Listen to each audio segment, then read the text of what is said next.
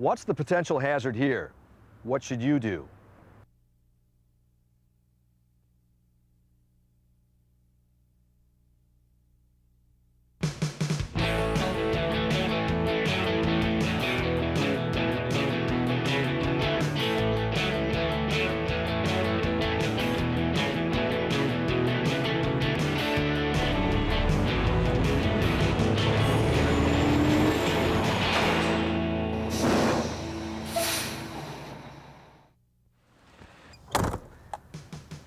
You work hard every day, hard to make a living in a great profession, and hard to make sure that you get to your destination and make each delivery safely.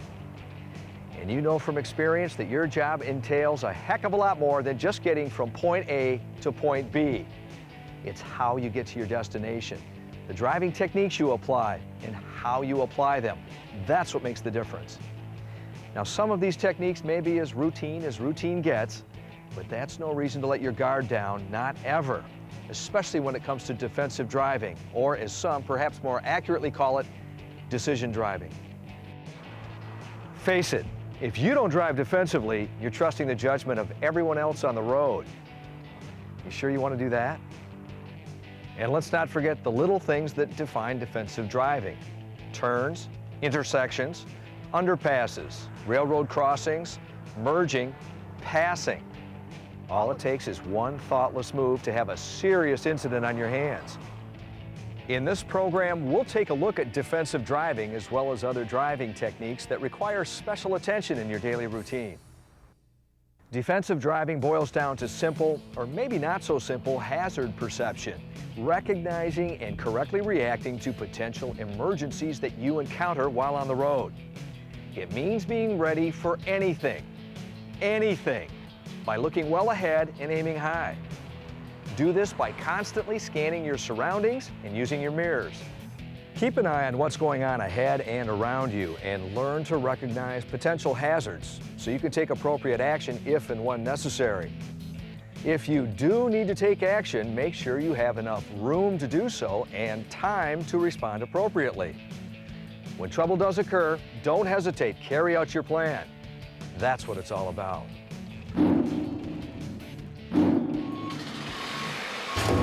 I think what makes a good defensive driver is a driver who is aware of all of his surroundings, not just in the immediate vicinity of his truck, but down the highway. If you're not looking as far ahead as your eyes can see, you're not going to know what's happening down there, and something is going to happen that catches you off guard. If a vehicle moves out from in front of you and there's something stalled in front of him, if you're not paying attention, following too close, that sort of stuff, that's not good defensive driving, because you're not looking at the road well ahead of where your vehicle is. You need to be aware of what converging traffic is doing, oncoming traffic, traffic from all sides of you. You need to be prepared for somebody else to make a mistake. If they make a mistake, you need to be able to leave yourself a way out of that situation without causing an accident. The best way to approach defensive driving is to make it a habit of planning ahead and making the best decision every time. When making turns on the road and at intersections, it's important to know your vehicle and plan your turns in advance. Part of this is allowing for off-tracking as you make a turn. As you approach an intersection, slow down and signal early so other vehicles can anticipate your next move. At busy intersections, do not assume you have the right of way. Always be on the lookout for other vehicles, pedestrians, and cyclists. When you need to make a right turn, get into the gear you're going to turn in and pull your rig into the intersection before you even begin the turn. This will help you avoid running over the curb and looking like a rookie. As you turn, keep an eye on your right mirror for vehicles that might be trying to slip in beside you to pass. Use a similar technique for a left turn. Make sure you shift into the gear you're going to use during the turn ahead of time. Keep to the right side of your lane and begin turning the wheel once you're halfway past the center of the intersection. Know where your rig is in relation to other vehicles, and watch that left mirror during the turn just to make sure you avoid other vehicles. Speed is also important during a turn. If you're going too fast, you could make a critical mistake and cause a crash, such as hitting another vehicle or tipping over. Underpasses can be tricky because even if the height is marked, it doesn't always mean that you'll have enough clearance. good trip planning is a no-brainer here. While planning, find out if there are any underpasses on that route and whether or not they're marked. When possible, avoid unmarked or low-clearance underpasses. If you must go through an unmarked underpass, approach it slowly and turn on your four-way flashers while you make certain that your rig will clear. Now, a marked underpass does not mean that you're in the clear. Watch for signs of road repair. Extra asphalt can sometimes reduce clearance by quite a bit. Also look for bridging, where the road slopes down before the underpass and then ramps back up afterwards. Since underpass height is marked based on a center-to-center measurement, you could literally peel the top off your rig or even become trapped if you're not careful. Active or exempt, the key to handling railroad crossings is to always be alert and always expect to train. The regs require you to stop within 50 feet, but no closer than 15 feet of a railroad crossing if you're carrying any quantity of chlorine, a placarded load of hazardous materials, or operating a bus carrying passengers. You do not need to stop if the crossing is used for streetcars, an industrial switching track, or in a business district, marked as abandoned, controlled by a police officer, controlled by a traffic signal, or marked exempt. In situations other than those just mentioned, you must still slow down and be able to make a complete stop before reaching the tracks if necessary. Once you can see that the course is clear, you can push on through. In any case, look and listen before crossing. Stay in one gear and never shift while crossing the tracks. Changing lanes when merging or passing is a key trouble spot for many drivers.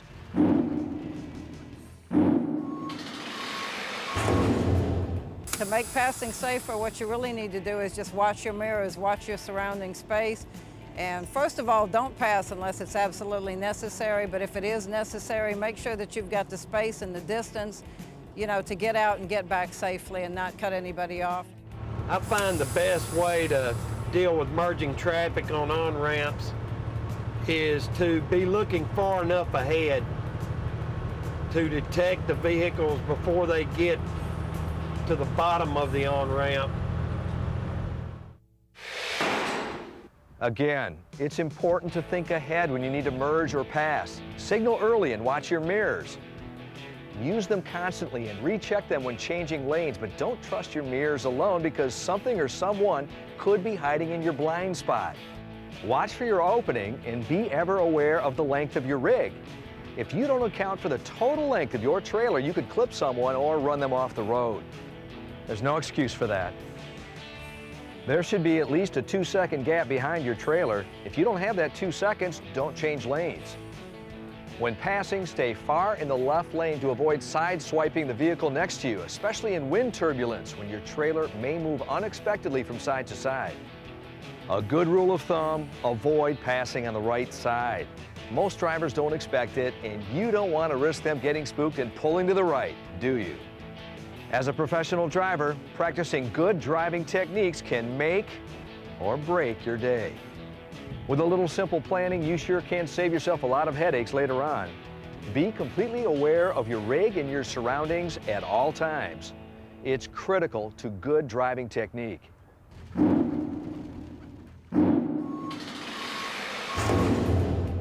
I have read and heard of drivers who have gotten several million miles with no accidents, and whenever they're asked how they do that, they say one safe trip at a time. So don't get your brain too far out there, just focus on what you're doing right now and make that as safe as possible.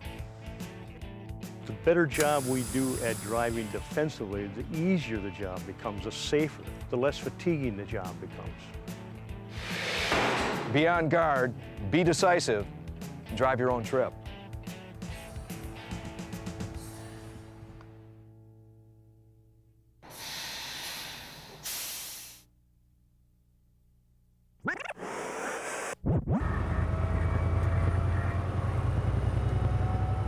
What's the potential hazard here? What should you do? Low underpasses, whether marked or not, require caution on your part. Guessing at the height of an unmarked underpass can be a big mistake. And if an underpass is marked, there is still the possibility that clearance has changed due to recent resurfacing. Another potential danger is the bridging effect, where clearance is measured from center, but the length of your vehicle causes it to bridge the center of the underpass and decrease your actual clearance. If you aren't absolutely certain you can make it under, get out and look, or better yet, take another route. Good trip planning can save you a lot of trouble.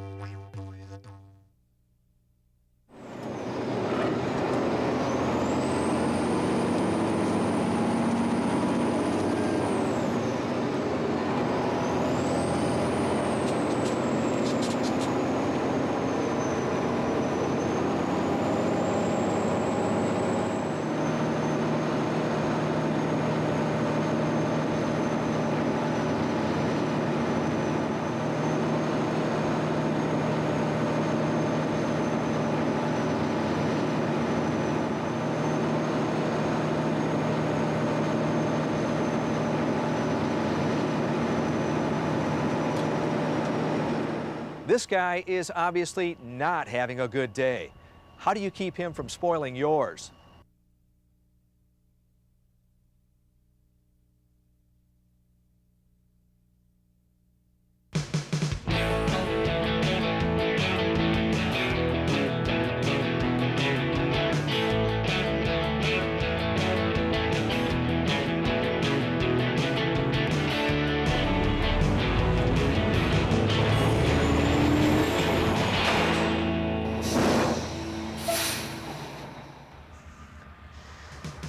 The last thing you want on your hands or your record is a crash, especially if it happened because you weren't paying attention or because you were careless and in a hurry. As a professional driver, you need to spend every minute on the road making sure that you and your load get to your destination safely and without incident. How should you do this? Well, think about it. One place to start might be to manage your speed and the space around your vehicle. It can be that simple. If you can do this, you're one giant step closer to making every trip safe. Not managing your speed and failing to maintain a good cushion of space around your rig can cost you and your company time, money, and lives. Sure, there's always pressure to save time, but pushing your speed, even by a little, can actually cause you to lose time. Maybe because you get a ticket, because you didn't have enough time to slow down or stop, or because you simply were going too fast for conditions. Speeding can result in serious delays, but it can also result in never finishing your run. Operating costs increase too. The difference between driving 50 and 70 miles per hour can increase operating costs by as much as 70 to 80%.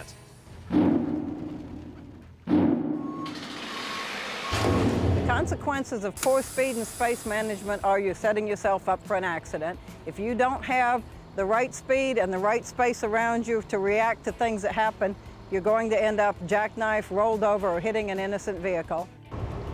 I keep my rig safe by checking my mirrors every 5 to 8 seconds. Rear-end collisions account for 70% of all accidents for all vehicles, including cars, so it's a very frequent type accident. And it's very important to keep that space there because this is a basic fact. It just takes us longer to stop our vehicle. If we don't allow for that, we're going to have rear-end collisions. Excessive speed is not something to blow off. The more you speed, the less time you have to react to what's going on around you. It puts your personal safety, your job, and your life in jeopardy. Not to mention that you're a threat to everyone else on the road. You really think you're saving time? Well, think again. If you speed, and you get lucky, and you don't get busted, and you don't crash, you may actually reach your destination in record time. Of course, if you don't get lucky, well, you figure it out. One of the best ways to manage your speed and the space around your rig is to make sure you always have enough stopping distance. The time it takes you to stop depends on 3 factors. The first is perception distance. This is the distance you travel from the time a hazard appears in front of you until your brain registers it. For most of us, that takes about 3/4 of a second, about 60 feet at 55 miles an hour. The second factor is reaction distance. This is the time it takes for you to get on the brakes. Again, for most of us, this is another 60 feet. The third factor is the big one, braking distance. In a 50 or 60-foot rig at 55 miles an hour, this could take another 4.8 seconds for a total of more than 6 seconds and over 500 feet to come to a complete stop. At 65 miles an hour, that distance jumps to over 600 feet. And that's with good weather and good road conditions. If the road's wet or icy, or you have poor visibility or lousy tire treads, that distance is even greater. Slow down out there. When conditions are good, make your following distance at least 1 second for every 10 feet of your rig, and add another second if you're traveling over 40. If road conditions or visibility are poor, add at least another second to your following distance. Weather, road conditions, and visibility are just a few considerations in managing your speed. Your speed also affects how your rig will handle on curves. The higher your center of gravity, the more likely your rig will tip over during a turn, and the more you need to slow down.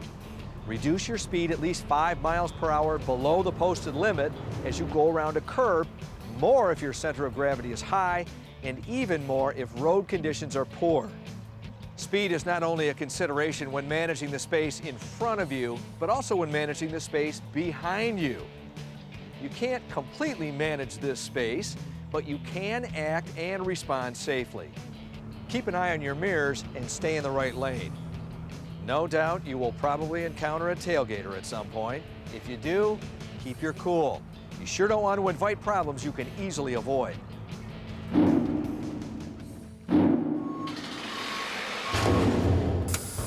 The safest thing to do if someone is tailgating you is to slow down. What would I say to truck drivers that tailgate other vehicles? I would say there is no excuse for it. It shouldn't happen. I would ask that driver, if that was your child in that car in front of you, if it was a family member, someone that you loved or cared deeply about, what if that car had to stop suddenly? Can you stop? Would you be able to stop, or would you just run over that car? Personally, I think truck drivers that tailgate other vehicles should have their CDLs suspended or revoked. First of all, don't speed up. Tailgaters will often stay tight on your tail no matter how fast you travel. Rather, gradually slow down to encourage the driver who's tailgating to pass you. The key is not to make any quick changes and avoid playing games. You risk confusing the other driver or making him or her angry, which in turn can make the situation even worse. That's trouble you don't need. You're not a tailgater either, right? While you're worrying about that tailgater to your rear, there may be other vehicles beside you that could potentially swerve into your rig or trap you in the lane you're in when you need to move over. The key here is to keep your vehicle centered and steady. Try not to travel with the pack. Find an open spot or adjust your speed so you're not in the other vehicle's blind spots. Plan ahead for your own safe space. If you're alert and careful, chances are you'll make it home safely. With all that's going on in front, behind, and beside you, it's easy to forget what's going on above and below your rig. Most of the time it's not an issue, but sometimes it is. A rig stuck under a low overpass might make for a humorous story, but it sure isn't funny if you're the one it happens to. Know the dimensions of your rig and don't rely on posted heights on overpasses and bridges. Be aware of all potential overhead obstructions such as wires, trees, and signs.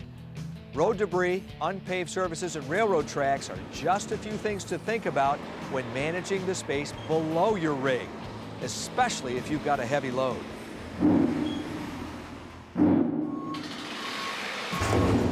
One of the things that I think all of us are aware of is the viaduct, stuff of this nature, and I think one of the things that gets neglected some are obstacles that can do damage, and I would say wires, trees in particular, low-hanging branches. When we turn a corner, when we enter a new roadway, we need to develop the scanning technique that we're looking up to that quarter block, and that includes not only traffic obstacles, but certainly our overheads. What are we going to encounter up there a half a block away, 2 blocks away? A lot of times drivers on flatbeds are the ones that end up hitting overpasses. They don't take the time to measure the height of the load. They just stand from the ground and say, well, it looks pretty good to me, and away they go, and the next thing you know, they're underneath an overpass. Keep your eyes wide open. Make sure you have enough space on all sides of your rig. It's better to be safe than to have regrets later on.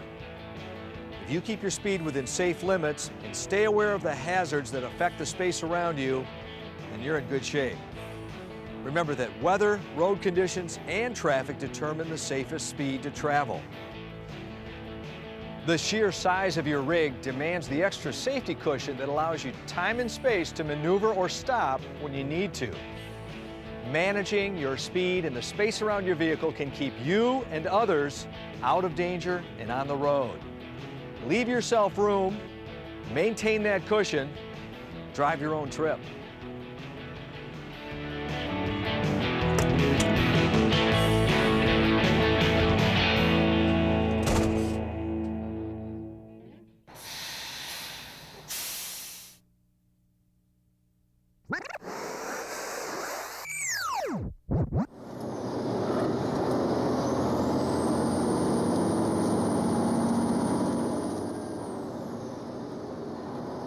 This guy is obviously not having a good day.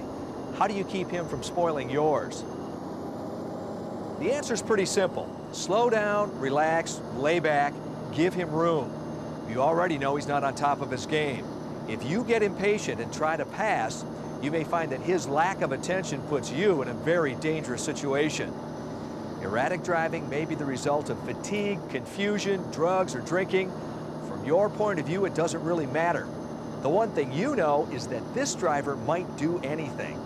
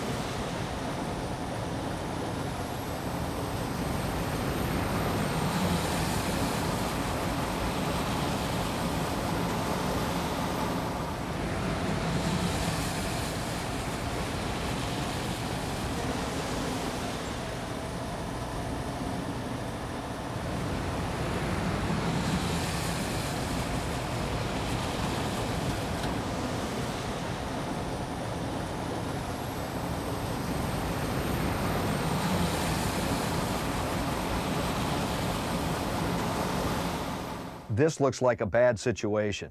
How would you handle it?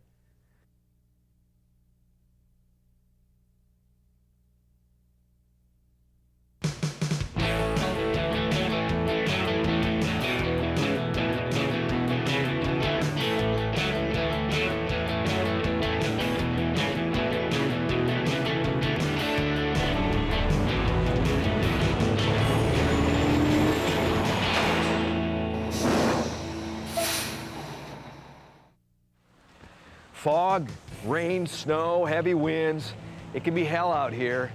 And when they combine, well, I don't know about you, but I'd rather be inside relaxing by the fire. Bad weather demands more than just knowing your rig and how it handles in different kinds of weather. You also need to have a grasp on how roads are affected by the prevailing conditions. When visibility and traction are reduced, you need to be mentally prepared, focused, and aware of your environment to avoid an incident or crash. You need to take appropriate actions when you run into extreme weather conditions. Often this means slowing down, but other precautions may need to be taken as well. In this program, we'll talk about extreme weather conditions, fog, rain, snow, ice, and complex combinations of these that can be violent, unpredictable, and deadly. They affect how well you can see, as well as how much traction your rig has on the road. They can make every decision you make a critical one. Driving in ugly weather may be the toughest part of your job. The best thing you can do in extreme weather is be prepared ahead of time, before you even step inside the cab. How do you do that? It's simple. You always be prepared. Expect the worst. Be ready for it. If everything goes well, that's great, but be thankful for it. For starters, being prepared means making sure your rig's parts, systems, and equipment are in good operating condition.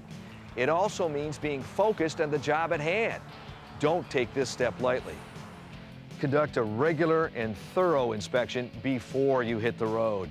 If there's a chance you might encounter extreme weather conditions, take extra measures to make sure your rig is ready. This includes checking your coolant and antifreeze levels, heating and cooling equipment, windshield wipers and washer fluid, tire pressure, chains, and emergency equipment. You also want to be sure your radio works. How can you expect to stay informed when road conditions ahead go bad if you can't tune in to weather forecasts and reports? Take time to check your radio. Fog is the most common visibility problem for drivers. With limited visibility, your ability to judge distance is severely reduced. When you can't see more than 7 vehicle lengths ahead, slow down. 20 to 30 miles an hour should be your maximum speed. If you can't see 3 vehicle lengths ahead, your speed should be no more than 10 to 15 miles an hour. And at this point, you should probably also be questioning why you're on the road in the first place. In the end, how fast you travel is up to you, but consider how long it would take you to stop if there were a stalled car, an animal, or a crash scene ahead of you. Keep your headlights on. Low beams work best in fog and other low visibility weather conditions. Your lights not only help you see better, they also help others see you better. Your wipers can be helpful too. Use them to clear fine mist from your windshield. And don't forget, whether you can see it falling or not, fog contains a lot of moisture. Use your wipers. If visibility is near zero, find a safe place to pull over until conditions improve. Believe me, the alternative is not a risk you want to take. While fog is the most common visibility problem, rain is the most common weather problem overall. If it's raining hard enough, your visibility can be cut as much as it would be in severe fog. Chances are you've been there once or twice. Heavy rain can also cause your rig to hydroplane and lose contact with the pavement if you're traveling too fast. Think it can happen? Good luck. More commonly, traction is reduced when rain mixes with dirt, oil, and grease on the road. This combination can make pavement extremely slick. Of course, there are a lot of factors that determine the amount of traction you have, including the type and weight of your rig, the condition and inflation of your tires, the type of road surface, as well as road and air temperatures. Use common sense and reduce your speed to increase traction and control of your vehicle.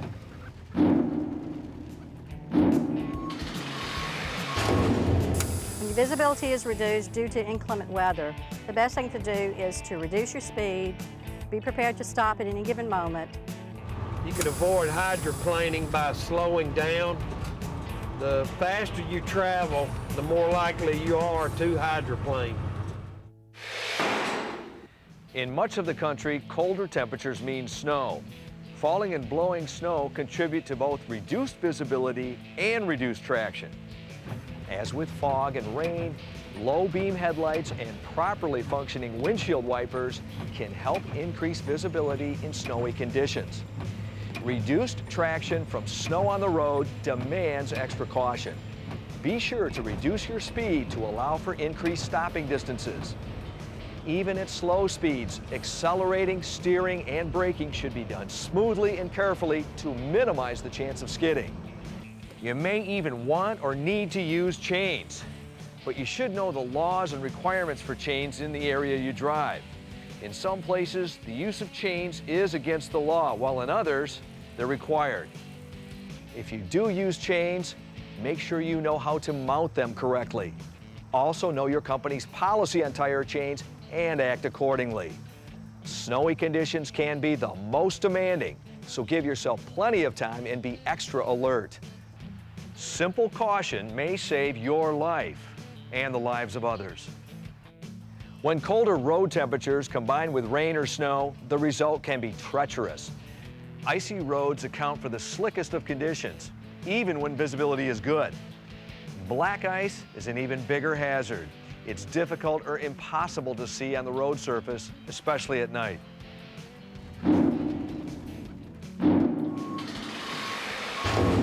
When road conditions are icy, your vehicle virtually has no traction with the pavement at all. So the best possible thing you can do is just get the vehicle parked and wait it out. But if you have to drive, you're gonna have to keep your speed down to like 15, 20 miles per hour.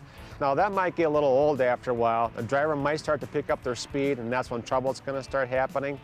And the other thing that can happen too, sometimes when it's icy, it's very windy, and that wind will just blow the vehicle around wherever it wants to, and you're virtually out of control. So my best advice is just park the vehicle, stop, wait it out. You'll know that the chance for roads freezing over is high when ice begins to form on the front of your mirrors. Just run your fingers over it. If there's ice back there, there'll be ice on the road. Another clue is road spray.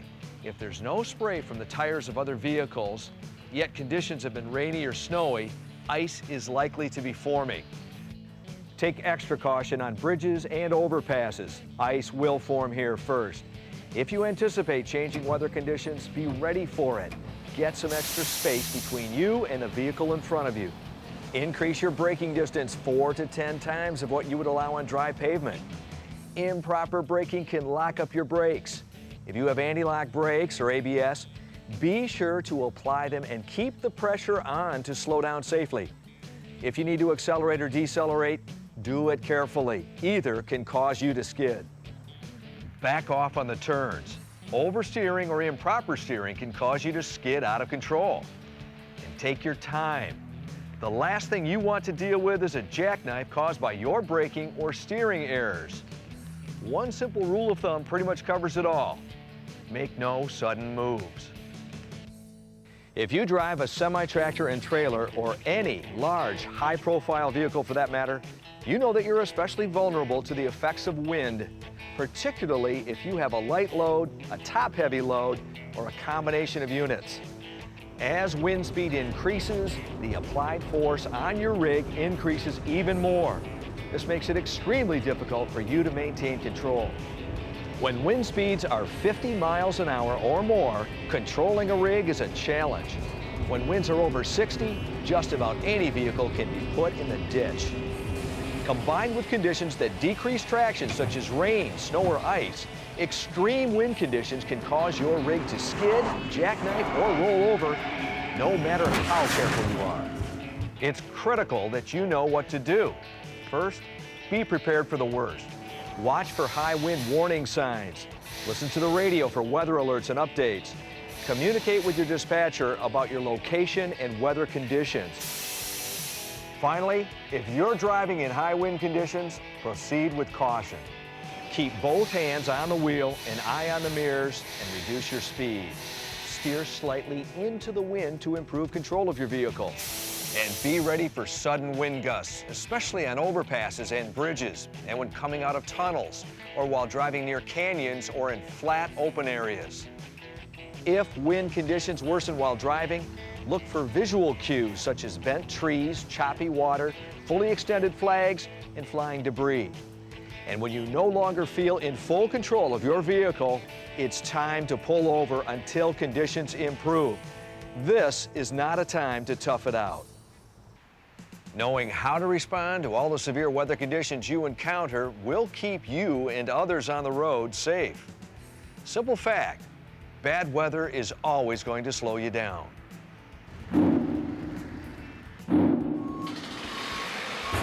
Winds, even with a heavy load, can be a problem, as gusting winds can cause us to shift lanes unexpectedly, thereby endangering other traffic that might be around us. If there's going to be high winds or tornadoes, there will be a lot of warnings that you can take advantage of, and you just need to know where you are in relationship to that. Also, you need to know as a driver that you have the authority and the ability to shut that rig down and stop it when you need to be safe. Preparing your vehicle and taking the proper precautions in extreme weather conditions can keep you and your rig on the road and out of trouble. Take the weather seriously. Drive your own trip.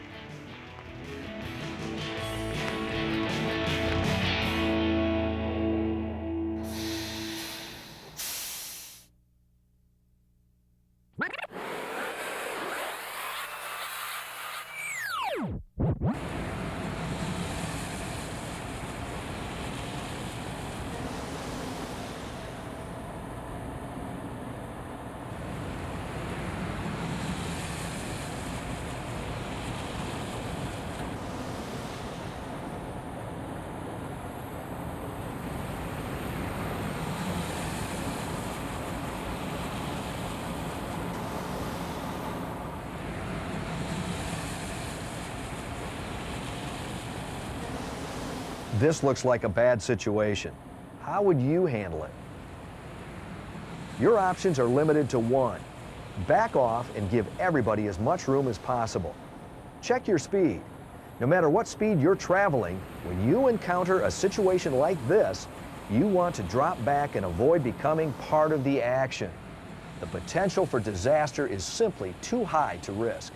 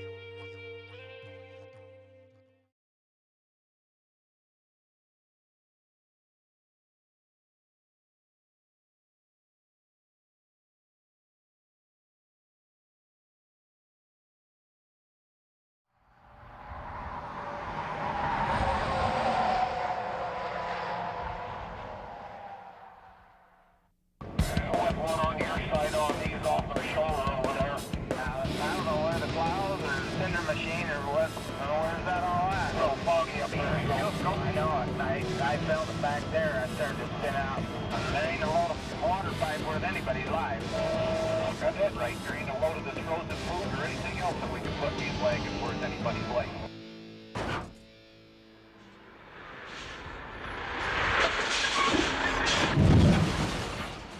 Rollovers. At the very least, you lose your time, you lose your money, you lose your load. Worst case scenario, you lose your life.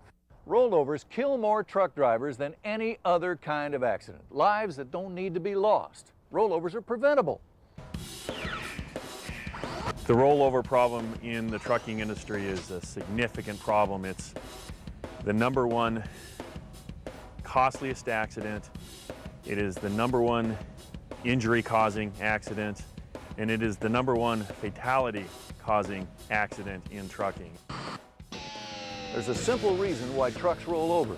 Your center of gravity is higher than any other vehicle. It takes a lot less centrifugal force to cause a rollover. It's 3 times easier to roll a fully loaded tractor trailer than it is a car because of the car's lower center of gravity. The car needs a G-force of 1.3 to roll, while a truck needs only 1/3 that force to roll over. The problem can be even worse with tankers. In fact, a half-loaded tanker with bad suspension can roll over with only 0.15 Gs. As you turn, you increase the centrifugal force on your trailer. Now, you know that you can roll your rig over by taking a curve too fast, but here's something you might not be aware of.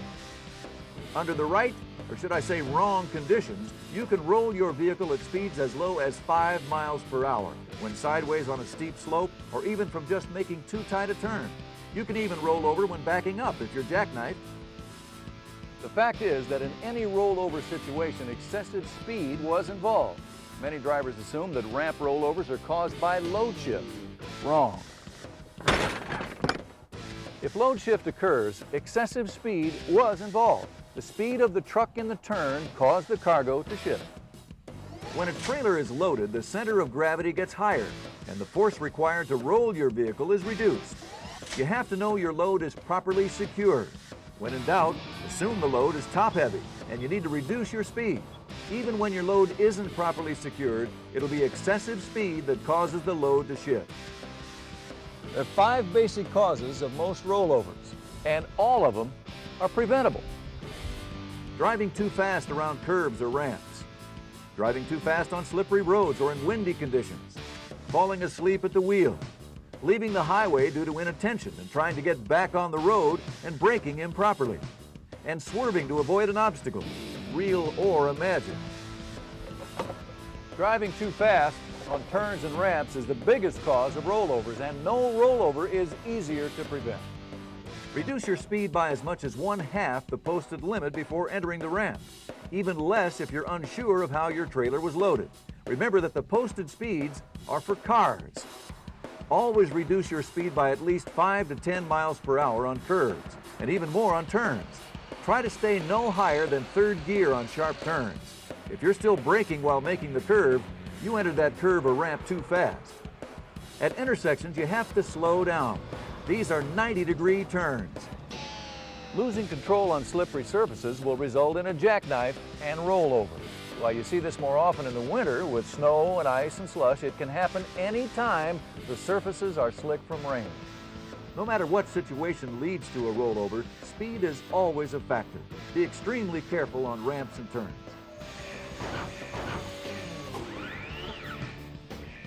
They get into the corner, and once they get into it, they realize they're going too fast, and then they brake hard. Well, the centrifugal force is already carrying the truck to the outside. When they brake hard, all they're doing is making matters worse.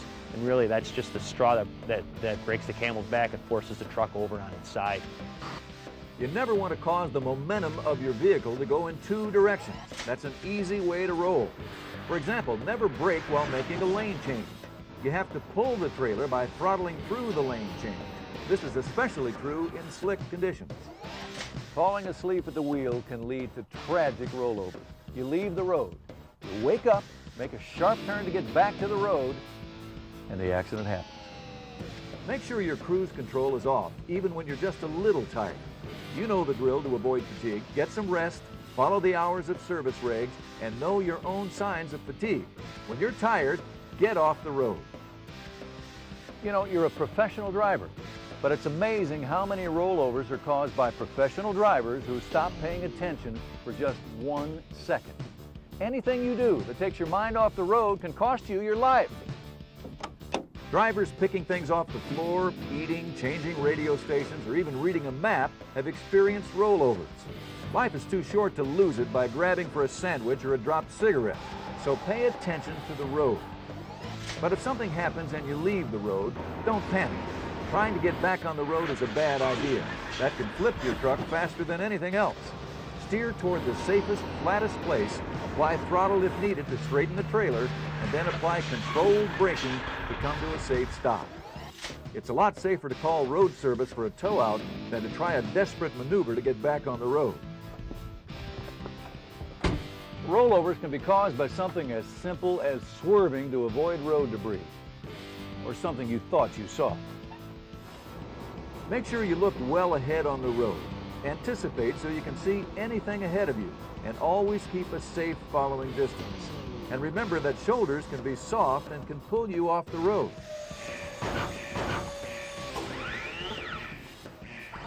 You can have the tires on your right side of your vehicle, leave the roadway, get on the shoulder gives way and the vehicle rolls over. So it can happen to anybody. Be humble. Each year, more than 300 truck drivers are killed in rollovers. And these deaths can be prevented.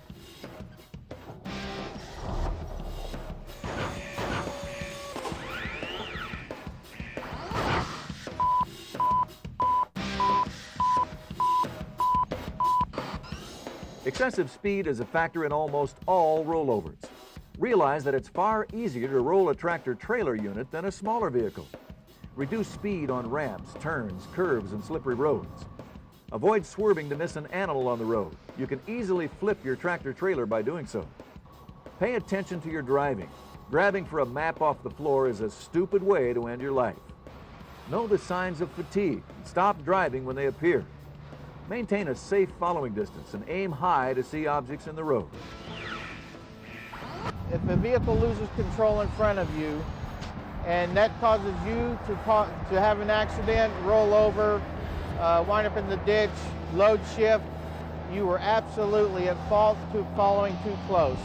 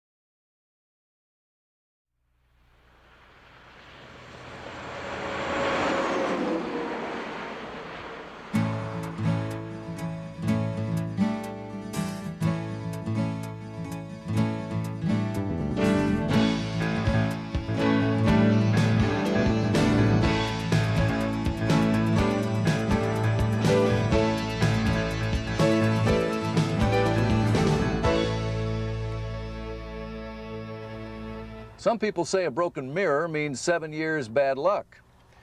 But not using these mirrors can cost you your life. Knowing how to adjust and use your mirrors correctly can make the difference between getting your load in on time or losing it in an accident. We all know how important mirrors are when backing up. We couldn't back in to deliver a load without them. But those mirrors are just as important on the road. Mirrors are probably one of the most important parts of space management. It's the driver's tool for watching the traffic that's around him. The added mirrors that are put onto a truck enhance what he can see and what he can't see. There's no mirrors that you're going to be able to put on the truck to find that what we call no zone. There's still a certain area alongside the truck that the driver will never be able to see a car. Mirrors are your only way to check what's happening behind you, and to some extent to your sides.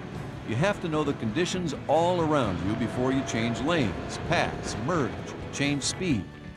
But traffic isn't the only problem your mirrors help you deal with. As a professional, you need to know the status of your whole vehicle, from cargo to tires. And when you're driving, your mirrors are the only tool you have. It's easy to fall into the habit of staring straight ahead. After all, that's the direction you're heading. But a good rule of thumb is to keep up a constant visual scan. Mirrors are important. Everyone's safety on the highway is important. And if you can't see them, you know, other vehicles, you're jeopardizing people's lives. So it's like, just take a minute, adjust your stuff, make sure you can see around your rig, and everybody will have a good trip. There are two basic types of mirrors you use. Each has advantages and disadvantages. The plane mirror gives you the most accurate view of the rear of your trailer and the road behind you. Plane mirrors do have one big disadvantage. They leave a blind area along most of the length of your trailer. With all the small vehicles on the road, your blind spot is an accident ready to happen. Remember one other thing about plane mirrors. The closer you are to the mirror, the bigger the area you see and the larger your field of view.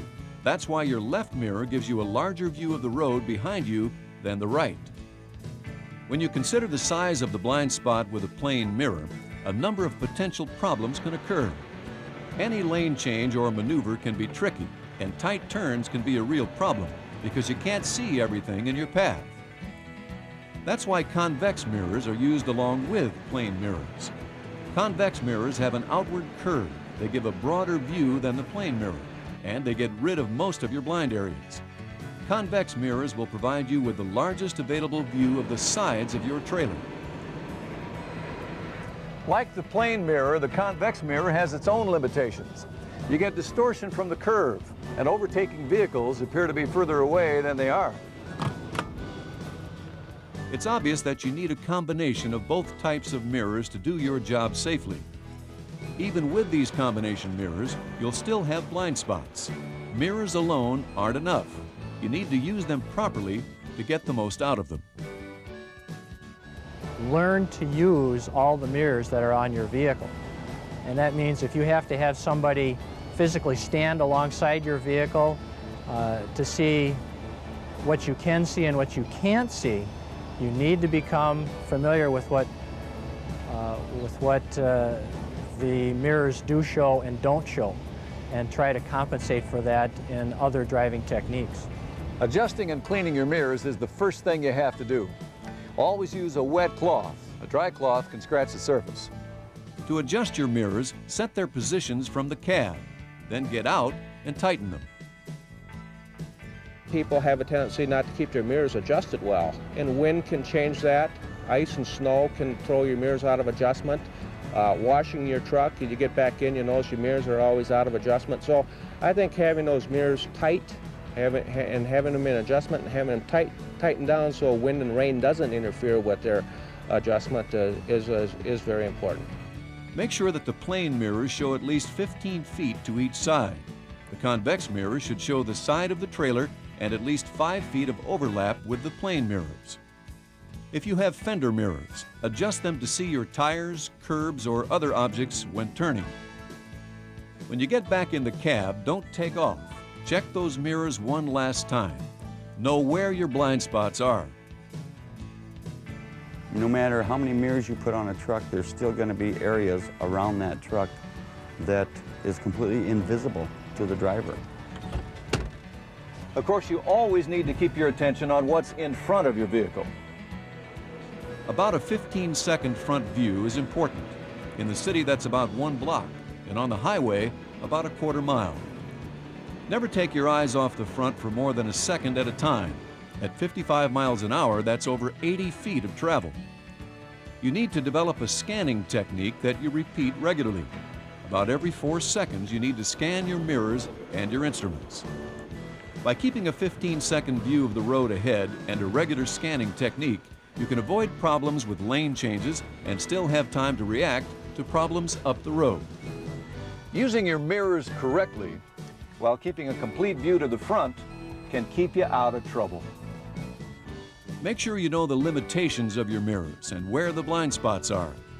Know how to adjust them correctly every time you get in the cab, and make sure you do it. Clean mirrors are a must. What you can't see can kill you. Use a constant visual scan of your mirrors and the road ahead. Study the mirrors as much as possible, but use the mirrors with caution, and always, if you're making that turn or making that lane change, do it gradually and as safe as possible. This way you leave yourself a little bit of area to get out.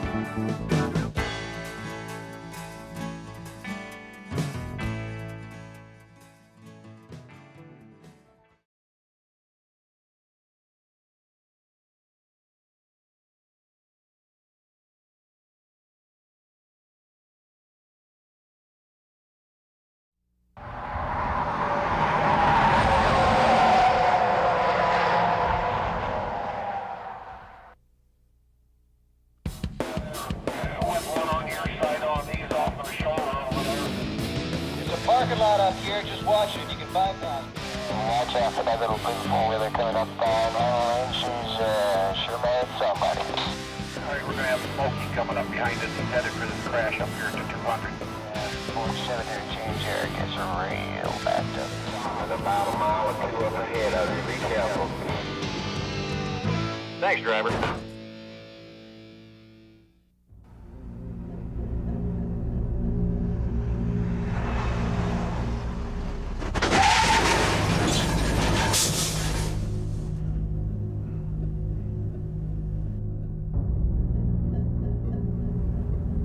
In all your years of driving, you never expected this. You knew it could happen, but somehow you never thought it would. Your heart's pounding, you feel dizzy and confused. You think you're okay, but now what? The decisions you make in the next few minutes can keep a bad situation from getting a whole lot worse. You need to set in the truck for a second and take control of what's going on. Take control of your senses, take control of your emotions, and secure the truck. Lots of things can go wrong at this point if you don't catch hold of yourself and secure the vehicle.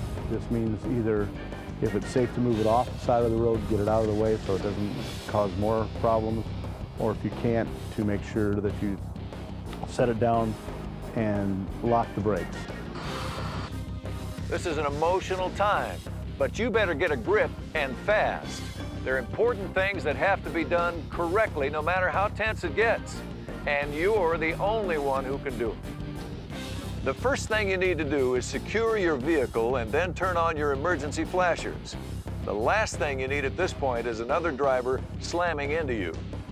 Call the police on your cell phone or CB next. If you need to leave the vehicle to make a call, lock it up. When you check the occupants of the other vehicles, keep the conversation to a minimum. Think before you speak, because even when you try to say the right thing, you can say the wrong thing. It's okay to ask if they need assistance or if they want you to call someone. Other than that, keep your thoughts to yourself. Unfortunately, almost anything else you say could come back to haunt you later. And when emotions are running high, it takes a lot of self-control to keep quiet, especially if you feel that the other driver is at fault. If there are injuries, you may have some hard decisions to make about offering first aid. You want to do what's right. Some states require that you give assistance at the scene of an accident. You could face some pretty hefty fines, possibly even time behind bars if you don't. In fact, in Minnesota, for example, you can be jailed for up to 18 months and fined $10,000 if you don't give reasonable assistance. So what's reasonable? If state law uses the word, know what it means. At the very least, check the victims, keep them warm, call for help, keep them company. If you've been trained, you may be able to administer first aid, but don't do anything you haven't been trained to do or that might cause harm. Fortunately, most states have Good Samaritan laws to protect you as long as you make an honest effort to help. Most companies have specific policies on what to do at the scene of an accident. Ask your safety director if you're not sure. With all this going on and the adrenaline still pumping, you can't forget the requirement to set out your warning devices, and you've only got 10 minutes to do it. You know the drill. Those warning devices have to be in place, not only for other drivers' safety, but yours as well.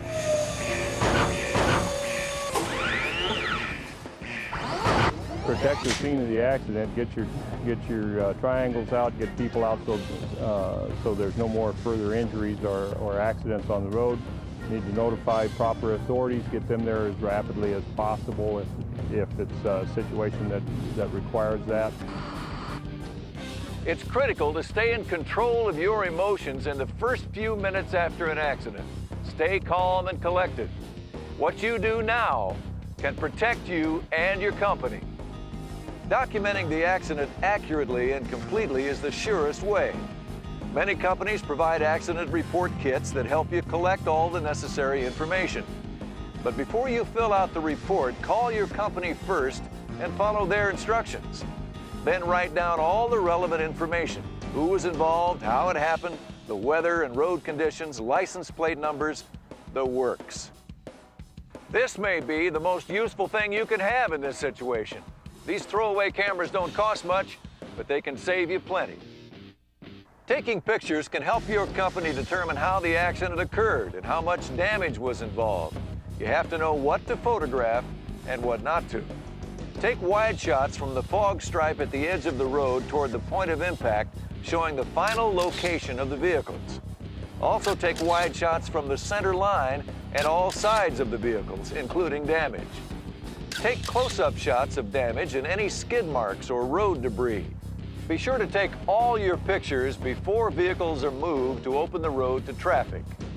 Never take pictures of individuals who've been injured or killed. Pictures may be worth 1,000 words, but the fewer words you say at the scene of an accident, the better. Once the excitement is worn off, you may want to talk. Well, don't. Even though they may not have been at fault, some big lawsuits have been decided against some carriers because the driver said just one thing too much. Many companies have a specific policy about this situation. Know what yours is. Depending upon where you are, if you refuse to say anything, you could be arrested for failing to cooperate. While an accident is one of the most frightening things that can happen to anyone, you still have a job to do. You have to prevent another accident from happening. You have to set out your triangles. You have to document the accident. And you have to keep it together.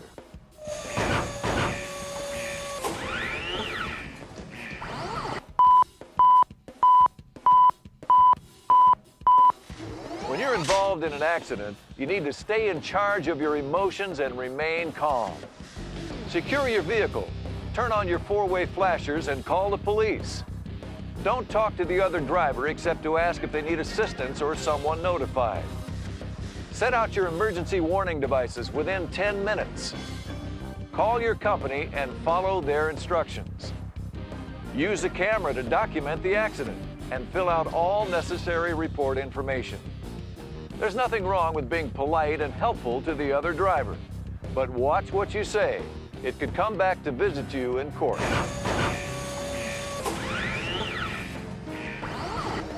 The most important duty at the scene of an accident is always going to be, first and foremost, to make sure that not another accident occurs because of your accident.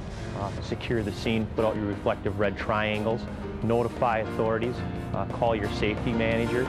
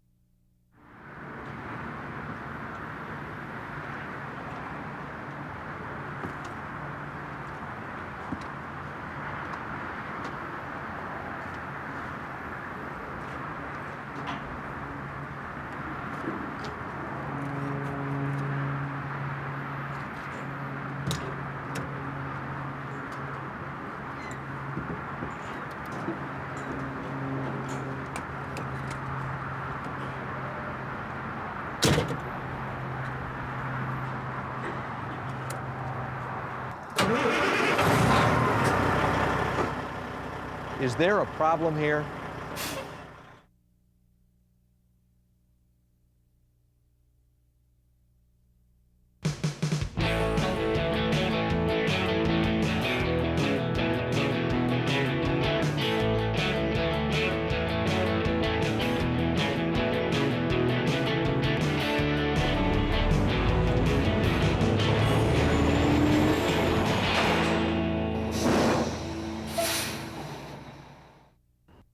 Every day, you face a certain amount of danger on the road. There are a lot of people out there who aren't as careful as you are. It's hard enough to stay out of hazardous situations without having to worry about the condition of your rig at the same time. And something you can do, and that you are responsible for, is to do thorough pre-trip, on the road, and post-trip inspections. Because the last thing you want during a trip is for something to go wrong with your equipment. When you're on the road, time is money, and miles are money too.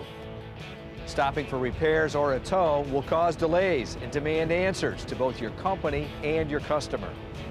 Simple fact is, keeping your rig in top condition is the key to success. The better, the more thorough your inspections, the more you check your tractor and trailer during the run, the easier your job. Make it a habit. You'll find it gets easier each time. Think about it. Doing a vehicle inspection means you are more likely to stay on the road making money and less likely to have a breakdown or crash due to a malfunction. Not to mention, your company's insurance rates could go down. Oh, and don't forget, it's also the law. The regs say you need to be satisfied that your vehicle's parts and accessories are in good working order. You miss one thing because your inspection was haphazard or sloppy, it's on your shoulders, nobody else's. In this program, we'll talk about the types of inspections as well as a 7-step inspection process. Some companies use more or less steps or do their inspections in a different order, but the same parts of the vehicle have to be checked each and every time. Most important to you, do it right, do it the same every time. Don't miss a detail. You're responsible for 3 types of vehicle inspections: pre-trip, on the road, and post-trip. The pre-trip is a parts and systems check done before each trip.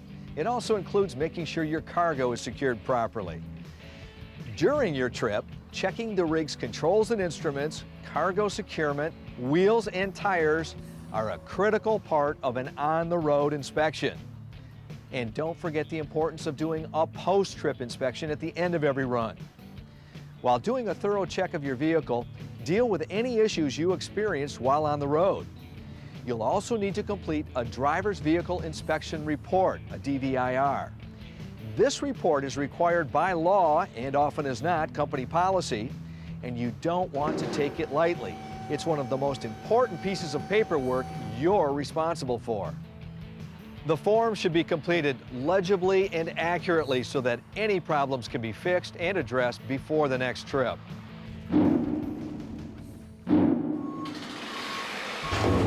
Your daily vehicle inspection is a very important component of what you do. We have a moral obligation to society to make sure that our vehicle is in prime operating condition at all times. Not doing a proper pre-trip inspection is one of the reasons that you have a lot of trucks shut down on the side of the road, a lot of them shut down in DOT stations because DOT finds stuff that the driver should have found, and occasionally something that's overlooked in a pre-trip will actually cause an accident. We're out on the highway with the motoring public. We're the professional driver. We have to make sure that vehicle is as safe as possible at all times, just like an airline pilot might do with their airplane. Let's talk about that inspection process. The first step is the vehicle overview. Before you start looking at the vehicle itself, review the last DVIR. If there were any problems, make sure that they were fixed and that a mechanic has signed the report. Next, remove the keys from the ignition. You sure don't want somebody to take off while you're behind or underneath your rig. Take a walk around the vehicle and look at its overall condition. Check for unusual wear and tear, as well as any leaks under the vehicle, such as coolant, grease, or fuel. If you see anything unusual, write it down and make sure it's taken care of before you leave.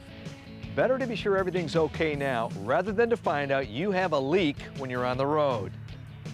The second step, inspect the engine compartment.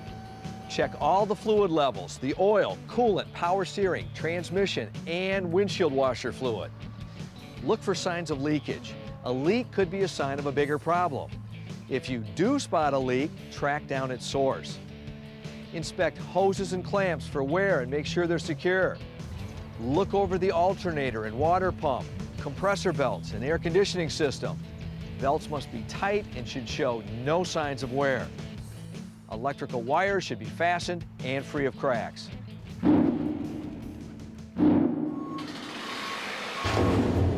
The best way to ensure a good vehicle inspection is get yourself a checklist and go through that checklist on a daily basis to get an actual printed sheet that gives you all of the things that you need to check and just go over them one by one.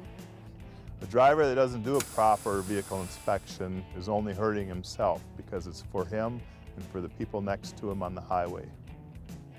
The purpose of doing a pre-trip inspection is to catch those little things that's going to break you down on the side of the road. Once you've inspected the engine compartment, leave the hood open and start the engine. Make sure there aren't any unusual noises. If there are, write it down in your report and get it taken care of as soon as possible. Don't think that you can get by just this one time if something doesn't look or sound quite right. Now it's time to take a look inside the cab, your third step. With the engine running, check your gauges. Make sure that there are no warning lights and that everything is in the normal range. Test your steering wheel, accelerator, brake and clutch pedals for any looseness or unusual feel. Your directionals, wipers and washers should operate smoothly. Mirrors should be cleaned and properly positioned. Also, inspect and adjust your driver's seat and safety belt. Check to see that all safety and emergency equipment, such as the fire extinguisher, warning devices, and first aid kit, are present and in good condition. Next up is step 4. Make sure that all of your lights are working. Shut off the engine and check the headlights, flashers, and your high beams. The 5th step is to do a complete walk-around inspection of the vehicle. Turn off the headlights and flashers, but leave the rest of your lights on. Walk around the vehicle, inspecting each wheel and axle, as well as the suspension components, fuel tank area, exhaust system and tailpipe, and the steering system. Make sure the reflectors and lamps are in good shape too. Next, turn off your warning lights and check your signal lights, step 6 of the inspection process. With the aid of another person, if possible, check to make sure the brake lights are working properly too. The final step is to check your brake system. Start the engine, drive forward, and test your brakes. Make sure air brake pressure is building at the appropriate rate. Your emergency brake should activate when there's a loss of pressure. Speaking of emergency brakes, don't forget to ensure that your parking or service brake operates correctly. Missing that could mean serious trouble. Well, that's it. Use the 7-step inspection process that we just talked about, or any other consistent system recommended and approved by your company. Do it right and do it the same every single time.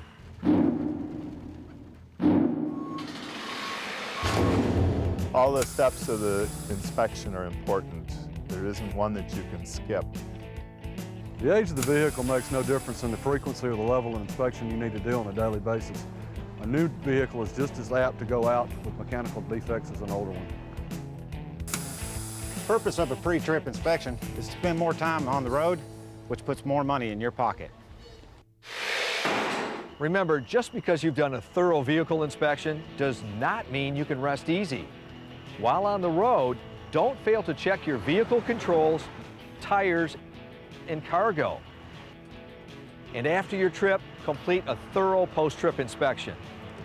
By federal law, you're required to inspect or otherwise be assured of your service brakes, parking brake, steering mechanism, lights and reflectors, tires, horn, wipers, mirrors, coupling devices, wheels and rims, and emergency equipment. The DVIR can help make sure you don't miss any of these items. Any problems found during an inspection should be reported and fixed. Never take an unsafe vehicle on the road. Reduce the likelihood of a crash or breakdown and save yourself and your company both time and money. Complete thorough vehicle inspections and accurate, legible vehicle inspection reports. Don't neglect or forget them ever. You or someone you know will be sitting in that cab tomorrow. Do them right. Don't miss a detail. Drive your own trip.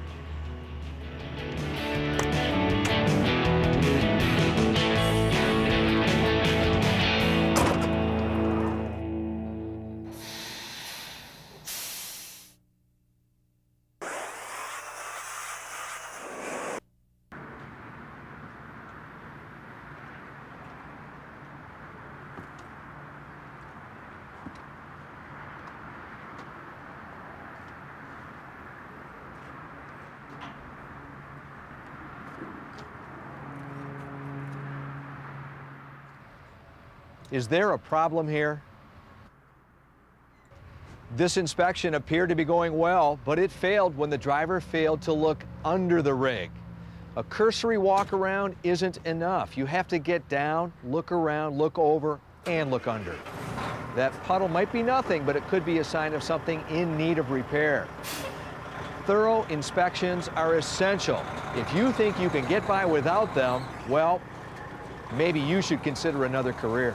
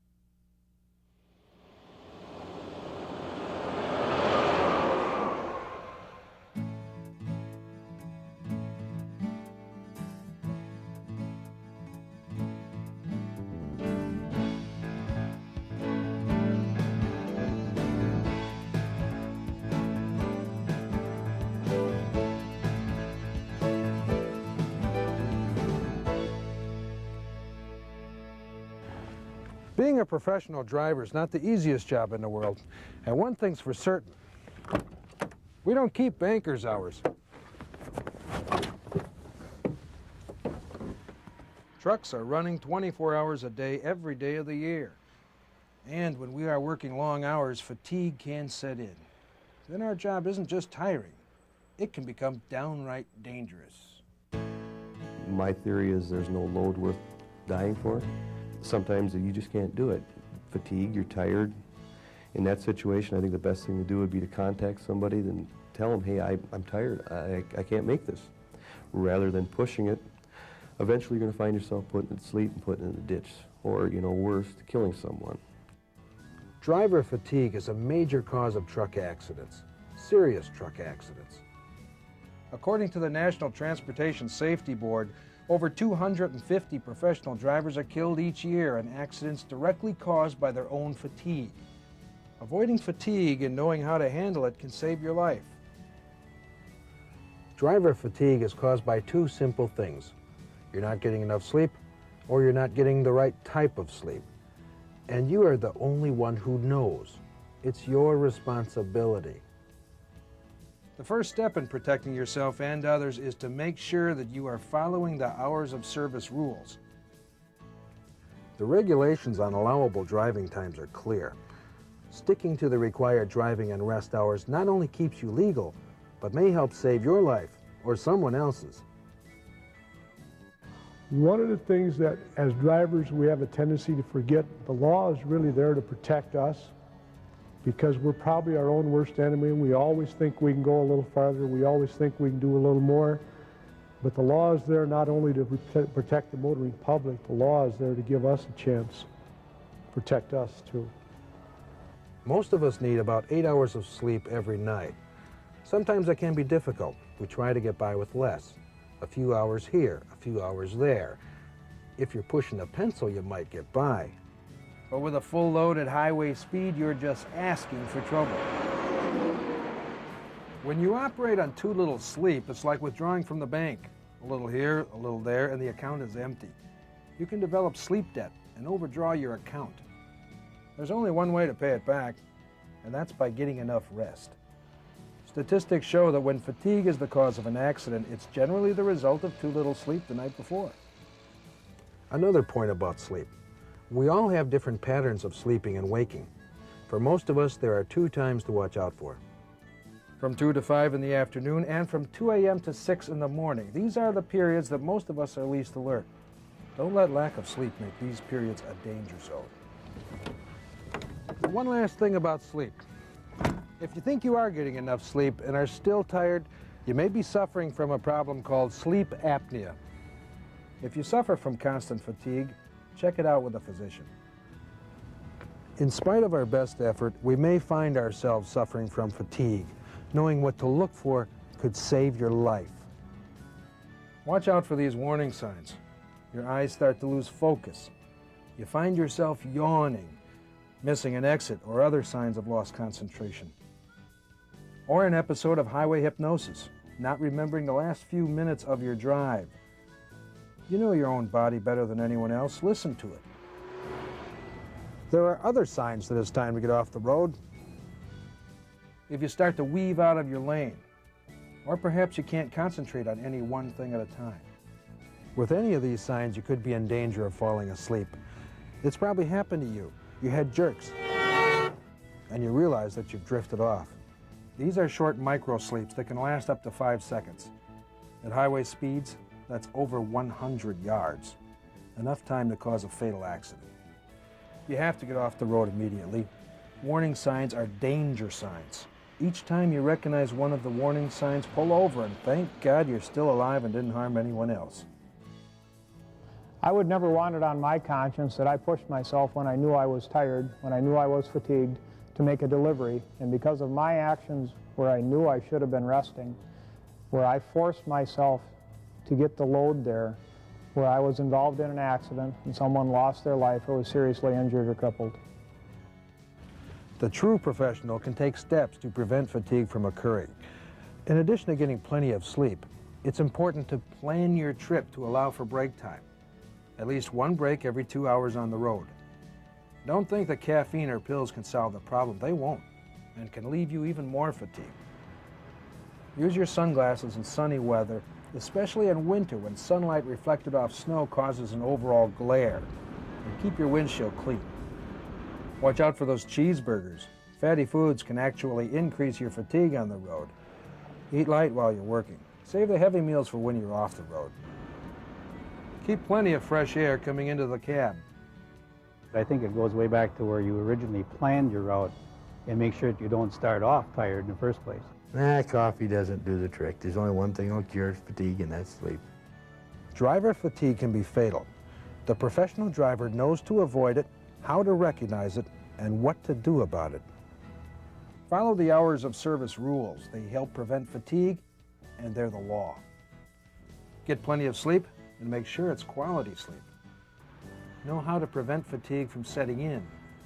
Know the signs of fatigue that can lead to an episode of microsleep. If you feel fatigued, get off the road. One last thing. Keep an eye out for other drivers. Their fatigue can be just as dangerous to you as your own. If you do stretch the rules of the hours of service, not only do you take a chance of fatigue and, of course, killing yourself or injuring others and killing others, but you also take the chance that you're going to have to pay a fine or lose your job.